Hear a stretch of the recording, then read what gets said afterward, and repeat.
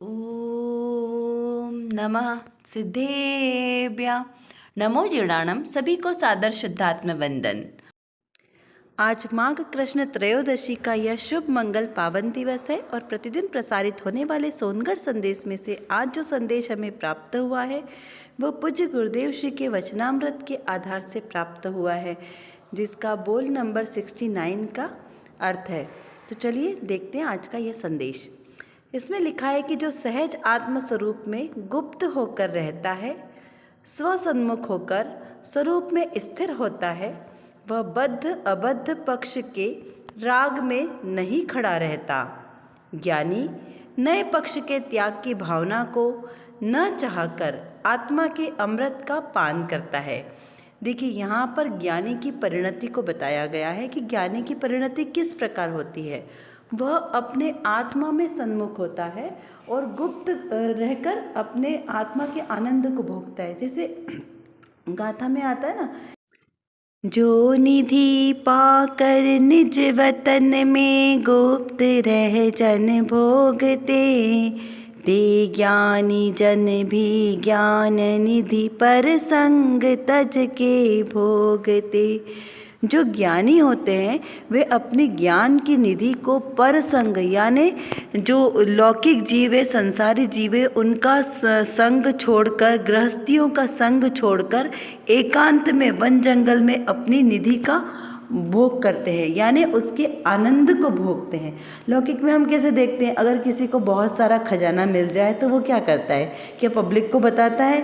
नहीं, वो अपने खजाने को छुपाकर उसका आनंद का भोग भोगता है।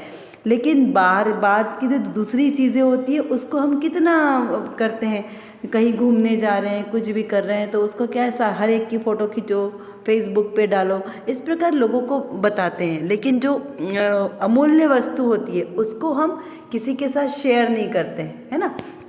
इसी प्रकार यहाँ पर कहा कि जो सहज आत्मस्वरूप में गुप्त होकर रहता है वह स्वसन्मुख होकर स्वरूप में स्थिर होता है। क्यों होता है, इस पे विचार करो कि ऐसा क्यों, कि जो सहज रूप से अपनी आत्मा के आनंद में मस्त है तो उसको अपने आनंद, आत्मा में ही आनंद आ रहा है ना, तो वो बाहर में क्यों जाएगा किसी के पास। जैसे किसी बच्चे को अपने घर में ही बहुत सुख सुविधाएं हो, बहुत सारा प्रेम वात्सल्य मिलता हो, वो क्या बाहर में किसी के पास जाएगा? नहीं जाएगा। तो उसी तरह जब हमारे पास अपने उपयोग की भरपूर सामग्री होगी तो हम बाहर क्यों जाएंगे। जब हमें पता चल गया कि मेरे ही आत्मा में अनंत सुख भरा है, सहज मेरे अंदर में सहज ही सुख है, तो क्यों बाहर में जाएंगे। उस सुख को गुप्त होकर अपने ही उस सुख का वेदन करेंगे। तो वह कैसा होगा, स्वसन्मुख होकर, अपने स्वसन्मुख, अपनी आत्मा के सन्मुख होकर अपने ही स्वस्वरूप में स्थिर होना है और उसी का उपभोग करना है। फिर वह कैसा होगा जीव, वह बद्ध अबद्ध पक्ष के राग में नहीं पड़ता। बद्ध और अबद्ध दो शब्द है ना, और दोनों कैसे एक दूसरे के विपरीत है। पक्षातिक्रांत, समय सारजी में पक्षातिक्रांत के बहुत सारे वर्ण आए, एक अनेक, तत् अतत्, इस प्रकार नित्य अनित्य। तो यहाँ पर क्या कहा कि ऐसे ही बद्ध और अबद्ध, बद्ध यानी बंधने वाले, अबद्ध यानी जिनका बंधन योग्य नहीं है, ऐसे दोनों ही पक्ष। जैसे कर्म को लें तो कर्म बंधन वाले भी हैं कि कर्मों का बंधन है इसलिए हम संसार अवस्था में भ्रमण कर रहे हैं, और आत्मा तो कैसा है, द्रव्य स्वभाव से अबंध स्वभावी है कि उसमें किसी का कभी बंध हुआ ही नहीं है। तो इस प्रकार बंध अबंध दोनों पक्ष के राग में वह नहीं पड़ता, और क्या करता है, एकमात्र दृष्टि, अभेद दृष्टि रखता है ध्रुव पर। क्योंकि बंध अबंध ये दोनों कैसी है, ये पर्याय वाली अवस्था है ना, तो इनमें से हटके वो द्रव्य स्वभाव पर दृष्टि रखने वाला ज्ञानी जीव कैसा होता है, नए पक्ष के त्याग की भावना को न चाहकर, यानी वो कैसा होता है, पक्षातिक्रांत। कैसा, पक्ष यानी किसी वस्तु का पक्ष लेना, और पक्षातिक्रांत यानी पक्ष के नए से रहित होता है। तो वो कौन होता है, पक्षातिक्रांत, ज्ञानी जीव। ज्ञानी जीव किसी का पक्ष नहीं रखता है कि ये निश्चय नय है कि व्यवहार नय है, वह एकमात्र ध्रुव दृष्टि किस पे रखता है? उस आत्म तत्व पर दृष्टि रखता है। तो वो जो आत्मा है उसमें तो क्या है, कभी किसी का न बंध हुआ है, न किसी से बंधन से उसको मुक्त होना है, कभी उसने किसी पर वस्तु को ग्रहण ही नहीं किया, तो पर वस्तु के त्याग की भी कोई भावना नहीं है। तो इस प्रकार वो नए पक्ष के त्याग की भावना को न चाहकर एकमात्र कार्य क्या करता है? आत्मा के अमृत का पान करता है। क्या कार्य करता है? एकमात्र अपने आत्मा के अमृत का पान करता है। अब आत्मा का अमृत कौन सा है? तो वो सुख वाला, क्योंकि सारे संसार के प्राणी सुख ही तो चाहते हैं ना, सुख का ही प्रयत्न करते हैं। तो वो जो जीव है आत्मा के सन्मुख रहने वाला, सुख की चाह करने वाला, वो जीव एकमात्र अपनी आत्मा के ही अमृत का पान करता है। क्योंकि उसे क्या पता चल गया है, मैंने घूमी सारी गतियाँ लेकिन कहीं पर भी सुख नहीं पाया, है ना। हर गति से उसको निकाला गया है। जिस गति में वो गया, जिसमें उसने जन्म लिया, वहाँ पर जाके उसने उस गति को अपना माना, उस शरीर को अपना माना, उस पर्याय को अपना माना। लेकिन हुआ क्या? उस गति से कुछ दिन बाद उसे निकाल दिया गया। मनुष्य गति की आयु सीमित, नरक की आयु सीमित, देवगति की सीमित, तिर्यंच गति की सीमित, हर गति से उसे एक निश्चित समय के बाद निकाल दिया गया। तो ये अपमान हुआ ना। बार बार इस प्रकार तिरस्कार करने से तो अच्छा है हम अपने निज घर में जाएं, क्यों दूसरों के घर में हम जा रहे हैं? ये क्या है? पर्याय धारण करना, दूसरों के घर में आक्रमण करना है। और मेरा घर कहाँ है? मेरा आत्मा, मेरा निज स्वरूप ही मेरा घर है। तो हम अपने निज स्वरूप को जाने, पहचाने, उसमें ही रमण करें, उसका ही श्रद्धान करें, तो हमें बार बार ऐसे पर घर में भटक भटक कर अपमान नहीं सहना पड़ेगा। हम अपने ही निज स्वरूप में रम जाए, जम जाए, ऐसी हमारी भावना होनी चाहिए। और ऐसा इस संदेश का अर्थ निकलता है। चलिए अब देखते हैं आज की रत्नकणिका में कौन सी विशेष बात आई है। आज की रत्नकणिका में लिखा है कि वर्तमान में लेश मात्र भी प्रतिकूलता आए तो इससे सहन नहीं होती, परंतु भविष्य में आने वाली अनंत प्रतिकूलताओं के कारण रूप भावों से छूटने की उसे आवश्यकता ही नहीं है। क्या कहा? यहाँ जीव की परिणति ही बता रहे हैं कि अभी वर्तमान में जीव की परिणति क्या है और भविष्य में इसकी परिणति क्या होगी। तो यहाँ पे क्या लिखा है कि वर्तमान में लेश मात्र भी प्रतिकूलता आए तो इससे सहन नहीं होती। कैसे सहन नहीं होती? अभी इतनी ठंडी हो रही है तो सहन हो रही है क्या? नहीं। ठंडी हो रही तो आप निश्चल बैठे रहो तो नहीं। क्या करेगा?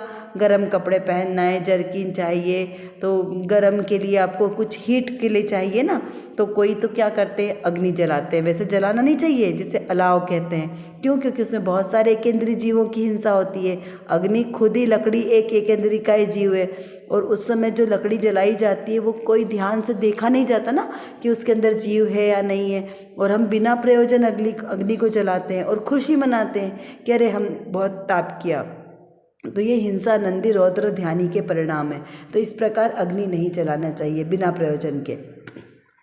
तो हम बात क्या कर रहे थे कि वर्तमान में लेश भी प्रतिकूलता आ जाए, लेश मात्र भी, किसी ने हमें जरा सा अपशब्द कह दिया या हमारा थोड़ा सा हमारे स्वभाव के विरुद्ध कुछ कह दिया, तो हमें क्या होता है? उसके प्रति नाराज़गी हो जाती है, हम उससे द्वेष करने लगते हैं। तो ये क्या है? प्रतिकूल परिस्थितियाँ हैं। कभी किसी ने हमें कुछ कह दिया तो उससे क्या है? हम उसको ज्ञान का गेय मानकर छोड़ सकते हैं सहज परिणाम में, लेकिन ऐसा नहीं होता है। किसी ने हमारा अपमान किया तो हमारा मन दुखी हो जाता है। किसी ने हमें अच्छे से भोजन नहीं दिया तो हमें उसका दुख हो जाता है। बॉस ने हमें डांट दिया तो मन दुखी हो जाता है। बिजनेस में घाटा आ गया तो प्रतिकूलता ही, तो दुखी हो गया। एग्ज़ाम में नंबर कम आ गए तो भी प्रतिकूलता। तो कितने ही बच्चे तो सुसाइड कर लेते हैं एक एक दो दो नंबर के लिए। किसी ने घर में माता पिता ने कुछ कह दिया तो उसका दुख, मतलब आप सब में लगा लेना। यह आपका प्रैक्टिकल करना है कि प्रत्येक जीव अपना अपना देखो, क्योंकि हमें दूसरों का नहीं देखना है, हमें अपना देखना है कि हमारे जीवन में कौन कौन सी प्रतिकूलताएं आई है और आ रही है जिसके कारण हम विचलित हो रहे हैं। और सजगता से हमने जब पूर्व का ध्यान किया कि हमें पूर्व में प्रतिकूलता आई और हम यहाँ पे विचलित हो गए, अब वर्तमान में ऐसी गलती नहीं करेंगे तो भविष्य भी निश्चित सुधरेगा, है ना। क्योंकि हमारा भविष्य हमें सुधारना है ना। वर्तमान में हमें जो कार्य करना है अगर हमारा सजगता रहेगी तो हमारा भविष्य कैसा होगा, सुरक्षित हो जाएगा। तो यहाँ पर पहाड़ जैसी प्रतिकूलता आ जाए तो भी ज्ञानी अपने स्वभाव से डिगता नहीं है, इतनी हमें सहनशीलता होनी चाहिए। तो यहाँ कहा कि प्रतिकूलता आ जाए तो उसको सहन नहीं होता है, किसको, अभी संसारी जीव को, परंतु भविष्य में आने वाली अनंत प्रतिकूलताओं के कारण रूप भावों से छूटने की उसे आवश्यकता ही नहीं है। यानी कि वो ये महसूस ही नहीं कर रहा है। अभी वर्तमान में तो जो प्रतिकूलता आ रही है वो तो उसको सहन नहीं हो रही है, परंतु जो भविष्य में आने वाली है अनंत प्रतिकूलताएं, उसके कारण रूप उसकी, क्योंकि भाव तो अभी कर रहा है ना, तो जो अभी भाव करेंगे उसका बंध अभी होगा, आश्रव का आश्रव होगा, उसका बंध होगा। और उसका उदय कब आएगा, फल, कर्म फल चेतना आएगी भविष्य में। तो जब उसके भविष्य में उसका उदय आएगा तो उनको, उनके कारण रूप उनसे छूटने की उसको कोई ऐसे बोले ना कि गरज नहीं आ रही है, उसको कोई ऐसी इच्छा नहीं हो रही कि अरे मैं इन भावों से कैसा छूटूं। अभी जो मैंने इतने शुभ और अशुभ प्रकार के भाव बांधे हैं, अब ये मेरे उदय में भी आएंगे, तो उदय में आएंगे तब मैं क्या करूँगा, तो बेटर है कि मैं उन भावों से छूटने का अभी से प्रयास करूँ। जैसे अभी जो हमें छोटी सी प्रतिकूलता आई है, तो ये क्यों आई है, किस वजह से, क्योंकि हमने पूर्व में बंध किया था, और वो पूर्व में जो बंद किया था वो अब उदय में आया, तो अभी हमसे सहन नहीं हो रहा है, तो अगला भाव हमने किससे देखा, क्योंकि अभी तो हमारे पास कौन सा है, पंचेंद्री जाती है, संगी पंचेंद्री पना है, मनुष्य पर्याय है, सारी अनुकूलता है, उसके बाद भी बुद्धि है, उसके बाद भी अगर हमसे हमारे पूर्व के कर्म बांधे जो हमने वो उदय में आ रहे और वो प्रतिकूलताएं सहन नहीं हो रही है, तो अगले भाव में हमें किसने बताया कि हम मनुष्य बनने वाले हैं और इतने बुद्धिशाली बनने वाले, हो सकता है हमारी हीन बुद्धि हो जाए तो हम कैसे सहन करेंगे, दरिद्र हो जाए तो कैसे सहन करेंगे। तो ये सारी चीज़ों का विचार करना चाहिए। वो कहते हैं ना, बंध समय चेत रे चेतन, उदय समय क्या चिंत, क्योंकि जो बंध समय चेतता है तो वो उदय समय उसको चिंता करने की ज़रूरत नहीं है। अरे जब बारिश का मौसम है, जब आपको उपयुक्त ज़मीन आपके पास है, अवेलेबल है, और आपके पास सजगता है, आपके पास पैसा है, तो बीज ला के अपने खेत में डाल दो। अगर सही समय पे बीज डाल दिए तो फिर अब आपको निश्चिंत रहो, फिर आपको साल भर कोई बहुत मेहनत नहीं करनी पड़ेगी, वो फसल अपने आप लग के आपको फल देगी। और यदि आपने ऐसा नहीं किया तो क्या होगा, तो फिर आपको बाद में रोना पड़ेगा। तो जब समय है उस समय करो ना। तो जब आपने कर्म बंधन का समय आया है, जब आपको आश्रव के भाव आ रहे हैं, राग द्वेष के परिणाम आ रहे हैं, तो उस समय सचेत हो जाओ कि राग के परिणाम हो चाहे द्वेष के परिणाम हो, शुभ परिणाम हो चाहे अशुभ परिणाम हो, दोनों ही कैसे बंध का कारण है, दोनों ही संसार में रुलाने वाले हैं। तो इन दोनों भावों से मैं कैसा हूँ, न्यारा हूँ, ये दोनों ही भाव मेरे में नहीं है, क्योंकि दोनों भाव कैसे, औदायिक भाव है, और मैं कैसा हूँ, परम पारणामिक भाव स्वभाव वाला हूँ। तो ये दोनों ही भाव मेरे नहीं है, इस प्रकार का हमें चिंतन करना है। और ये मेरे नहीं है, जब हमने ये अनुभव किया ना, श्रद्धान में लाना है सबसे पहले, और फिर उसका अनुभव करना है। क्योंकि श्रद्धान में कैसे लाना है, देखो भूमिका के अनुसार बहुत सारे राग द्वेष के परिणाम आते हैं, लेकिन हमारी बुद्धि, वो परिणाम आ रहे हैं तो भी हमारी बुद्धि में ये नहीं आना चाहिए कि अरे मैं पापी हो गया और मैं पुण्यात्मा हो गया। नहीं, मैं तो इसका भी मात्र ज्ञाता हूँ, ये मेरे ज्ञान का ज्ञेय है, ये औदायिक भाव है। चाहे मेरे को स्वाध्याय करने के भाव आ रहे हों या मुझे 5 इंद्रिय के विषयों को भोगने के भाव आ रहे हों, दोनों ही भाव का मैं मात्र ज्ञाता हूँ, है ना। तो जब इस प्रकार हम ज्ञाता मात्र स्वयं को अनुभव करेंगे, श्रद्धान में लाएंगे, तभी हम इन कर्म के बंधन से छूट सकते हैं, और यही हमारे भव बंधन से छूटने का उपाय है। चलिए अब कुछ प्रश्नों के माध्यम से हम चिंतन करते हैं। ज्ञानी और अज्ञानी की परिणति कैसे होती है, ज्ञानी जीव क्या करता है और अज्ञानी जीव क्या करता है।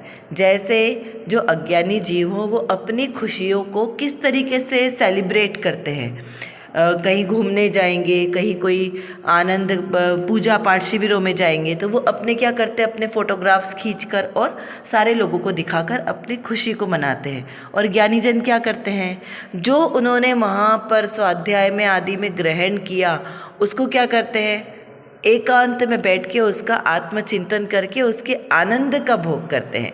इस प्रकार और भी चिंतन कीजिए कि आप ऐसा क्या क्या करते हैं जब आप अति प्रसन्न होते हैं, कहाँ कहाँ पर आपको प्रसन्नता फील होती है और आप अपनी उस खुशी को कैसे बताते हैं, चाहे वो धार्मिक स्वाध्याय की चीज़ हो या फिर लौकिक में हो। तो यहाँ पर हमें यह डिसाइड करना है कि हम ज्ञानी, हमारी जो परिणति है वो ज्ञान रूप चल रही है या अज्ञान रूप चल रही है। इस प्रकार हमको इसका चिंतन करना है, विचार करना है। मेरी वृद्धावस्था में कौन मेरी सेवा करेगा। क्योंकि देखो, हम सारी चीज़ें काहे के लिए इकट्ठा करते हैं कि अरे हमें बुढ़ापे में काम आएगा, अरे अब जब हम एक अकेले हो जाएंगे तो हमारे को कौन सेवा करेगा, कोई रोग आ गया तो हम क्या करेंगे। तो हम सारी चीज़ों को जो एकत्र करते हैं ना, परिग्रह, वो किसके लिए करते हैं, भविष्य के लिए करते हैं। तो क्या वो हमारे काम आता है या नहीं आता है, इसका हमें विचार और चिंतन करना है। सामान 100 बरस के पल भर का भरोसा नहीं, इस पर का भी हमें चिंतन करना है कि जो हमने इतना परिग्रह इकट्ठा किया ये कभी मेरे काम आता भी है या नहीं आता है। मेरे काम क्या चीज़ें आती है, कौन सी चीज़ें मेरी अपनी है जिनका मुझे संग्रह करना चाहिए और कौन सी पर वस्तु है जिसका मुझे संग्रह करना ही नहीं, मैं कर सकता ही नहीं हूँ जिनका संग्रह। लेकिन फिर भी उसकी मिथ्या बुद्धि के कारण हम उस संग्रह के कारण अपना अमूल्य जीवन व्यर्थ गवा रहे हैं। बंद समय चेत्र चेतन, उदय समय क्या चिंत। जिस समय जो कर्म कर रहे हैं उस समय बंद हो रहा है तो तब चिंता करनी है, या जब उसका उदय आ रहा है तब उसका विकल्प करके आकुलित होना है। तो इस प्रकार चिंतन करें जिससे हम निराकुल हो सकें। आशा करती हूँ आपको यह सब अच्छी तरीके से समझ में आ गया होगा। यदि कुछ नहीं समझ में आया हो तो आप ज़रूर हमसे कमेंट बॉक्स में लिखकर पूछ सकते हैं। और जो विषय आज हमारे सामने हुआ, इसको बारंबार चिंतन करते रहें जिससे हमारी दृढ़ता मजबूत हो। और इसी प्रकार सम्यक श्रद्धा के साथ जो भी हम क्रिया करेंगे वही हमारे लिए कार्यकारी होगी। अतः सम्यक दर्शन, सम्यक ज्ञान और सम्यक चारित्र के साथ हम भी अपने ऐसे रत्नत्रय को प्रकट करें, सच्चा श्रद्धान करें। इसी पवित्र शुभ भावनाओं के साथ आप सभी को सादर जय जिनेंद्र।